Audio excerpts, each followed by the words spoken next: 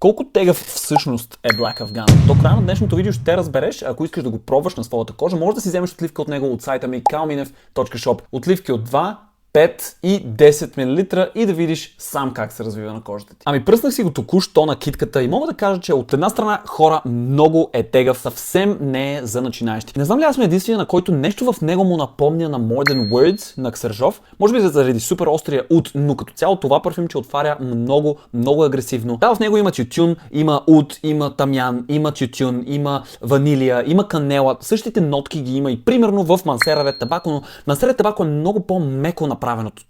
Този е много по-остър и доста по-сериозен, доста по-стриктен, доста по-строг парфюм. Ако Mancera Red Tobacco е красив младеж, този ще бъде строгия господин с очилата без чувство за хумор. Разбира се, е много трудно да анализирам нотките една по една, но аз не надушвам абсолютно никаква малина, нито виолет, каквито има в официалните нотки. От друга страна обаче ми се струва, че усещам нещо зелено в него. И то пак не е свежо зелено, в смисъл на някой зелен парфюм по-летен, като например в Jean Paul Paradise Garden, а е по-скоро остро, мръсно зелено, разбираш ли? Доста опушен парфюм, опушено изгоряло дърво си представи.